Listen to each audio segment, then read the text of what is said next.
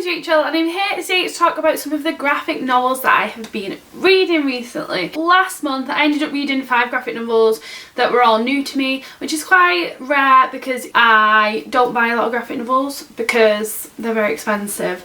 Number 2, it's hard to find graphic novels that are my kind of graphic novels, and so I don't usually read that many that are new to me. I usually just do a lot of rereading, but I had 5 because I bought one and my friend also gave me some because she was getting rid of them because she wasn't that keen on them. I have a few to show you today and I thought I would just put them together in a little video because if you're someone who likes graphic novels then you can watch this specific video without having to watch all the rest of my shit. I'm just gonna hop straight into it, and the first graphic novel I have to show you is Everything is Teeth by Evie Wyld.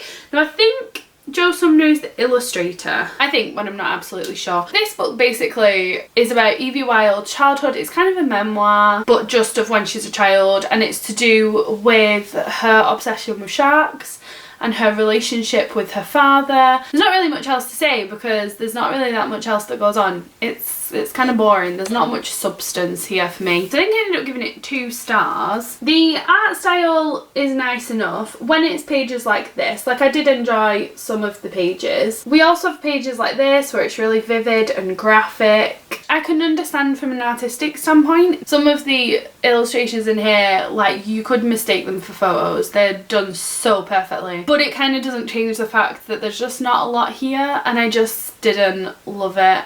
It was quite disappointing. In terms of the relationship with her father, I felt like that was something that I would have really enjoyed. I really enjoy relationships being explored in graphic novels, and it just kind of felt like it was an on the surface thing and it wasn't really delved into. So yeah, I just found the whole thing a bit disappointing and not really worth this. Like, it's a very big book, it's quite expensive. Like I said, I got a lot of graphic novels off my best friend and luckily she gave me this. This is one that I've wanted for ages and has been on my TBR, and I put it up there with, there's a few books like The Gigantic Maid That Was Evil and Isabel Greenberg books where they're really big but I love them and they are worth the money that they cost. I absolutely adore them, and I was thinking this was going to be one of those books and that eventually I would, you know, bite the bullet, spend the money and it'd be worth it. But it's not. It's definitely not worth £16.99. If you're ever thinking about it, I'd give it a miss. I wouldn't go for this one. Then the second one is a book that I was very excited for, and I think it is my favourite of all of these graphic novels.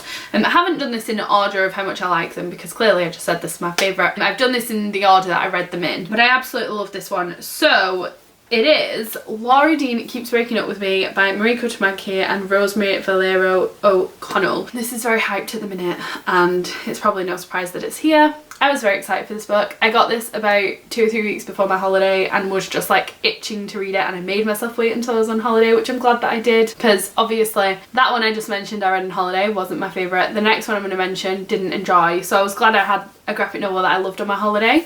So I have previously read This One Summer, which is by Mariko Tamaki and I think her cousin Jillian Tamaki. She could be a sister, but I feel like she might be a cousin. So I previously read this one and this is one of my favourite graphic novels of all time. I absolutely adore this. I think it's so well done and it's exactly my kind of graphic novel, that like quiet character development-y type of vibe. So I was very excited for this one and it did not disappoint. We follow Freddie, who is our main character. She's this one, and she is going out with a girl called Laura Dean, although I wouldn't necessarily say that she was even going out with her, to be honest. They are in one of those relationships where somebody dotes on the other one and kind of has low self-esteem, so allies a lot of her self-worth with her relationship with that person. So it's hard for her to see how badly she's being treated because of that, which is a very nuanced topic and a topic that I think is very important because I think a lot of people do go through that. So I was really glad that that was something tackled in this graphic novel, and I think it was done so well. The illustrations in here are absolutely wonderful. I have heard some people say that they didn't enjoy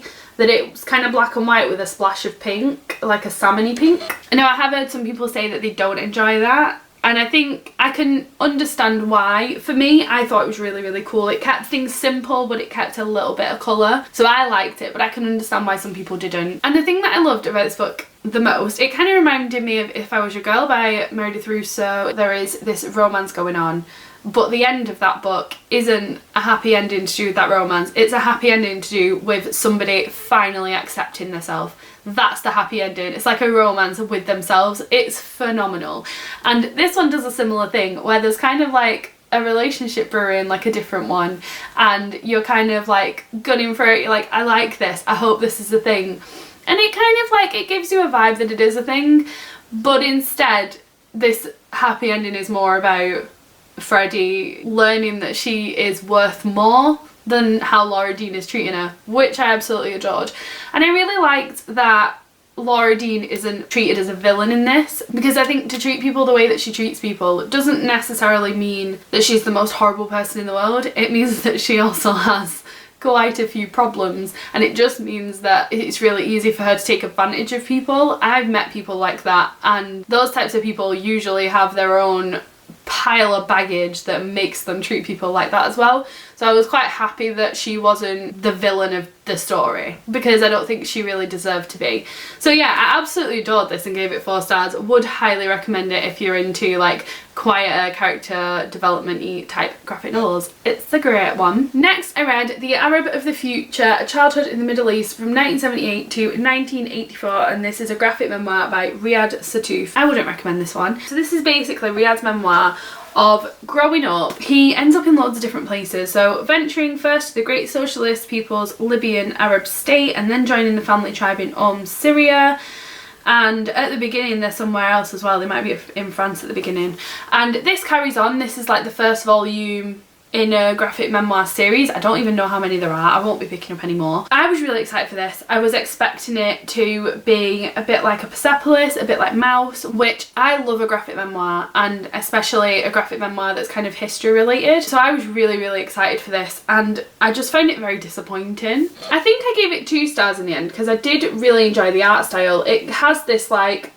colour that's chosen for every page as sort of a wash that's done underneath the pictures, which I just thought was really beautifully done. I enjoyed it as much as like I read the whole thing and like I didn't want to stop reading it, but I just found that it didn't really go into a lot. It didn't go into the situation that was going on a lot. So like in Persepolis, I think she does a really good job of explaining her childhood and explaining what's going on with her, but also kind of zooming out in hindsight and explaining the situation that she didn't quite understand when she was a child.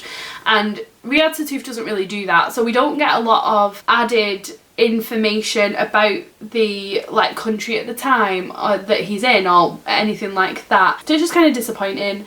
And there is a scene near the end that I was so angry that was in it, and I know that it's like something that happened, so I get why it's in there, but it's just like it's so much harm that's done to a dog and I can't deal with it. And the minute I read it I was like crying because of what they did to this dog, and then I was just like, I'll give this 2 stars, I don't fucking deserve anything more. And then I did give it 2 stars, and then afterwards I was like, I gave it 2 stars because I was so angry at that dog scene, but at the same time it doesn't deserve any more than that, to be fair. Wouldn't recommend this one, it's not great, unfortunately. The next book I read I really enjoyed, and I'm hoping to pick up the next, but I don't know if the next volume will be out already. Maybe it will, maybe it won't, but I'm very excited to pick it up when it is. And it is Deadendia, The Watcher's Test by Hamish Steele, and this is published by Nobrow, who is a publisher that I love anyway, so I was really excited for this one. This manages to marry the kind of graphic novel that I love, which is character driven, all that sort of stuff going on, and it also has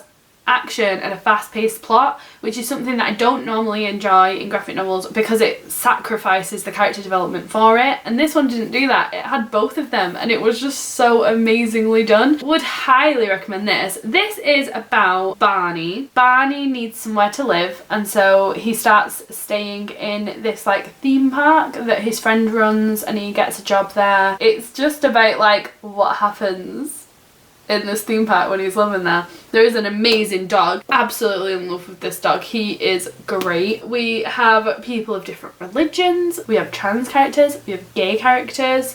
Just, we've got a lot of representation, which I like. And the illustration style is really simple, but just really enjoyable. And I just absolutely loved this. I thought it was super sweet. It was done so well. I think I gave it like 3 or 3.5 stars in the end. It was just like a strong, I enjoy it type of book. Like, it's a good pass in the time sort of graphic novel, and I really hope that, I know there is supposed to be a second one, so if that is out, I will definitely pick that up because I just really enjoyed this. And this one's actually signed because my friend got it at like Thought Bubble or something, so that's quite nice to have. Would recommend this. It's very cute and I really enjoyed it. And then the last graphic novel that I read was a surprise. Just to give you a bit of backstory, I read My Friend Dahmer by Beckderf. It was before I went to Switzerland, so it would have been at least 2 years ago. I did not like it. This book is about Beckderf, who went to school with Jeffrey Dahmer, and so basically this is like a bit of a memoir about his time and about his memories of Jeffrey Dahmer at school. This is just somebody cashing in on the fact that they went to school with Jeffrey Dahmer.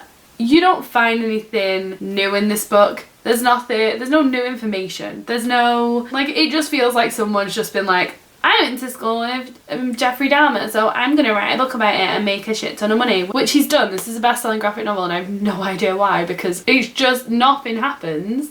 It's literally just a cash grab. So, didn't enjoy this. The art style's alright in it, but that's about it, to be honest. As you can tell from what I've just said, didn't enjoy it. So, when my best friend was getting rid of a load of her graphic novels, one of the ones she had was Trashed, an ode to the crap jobs of all crap jobs, and this is by Beckderf. And I was in two minds. I was like, I hated My Friend Dahmer. I do not want to read another book by him. But then I was like, free graphic novel. I do love graphic novels.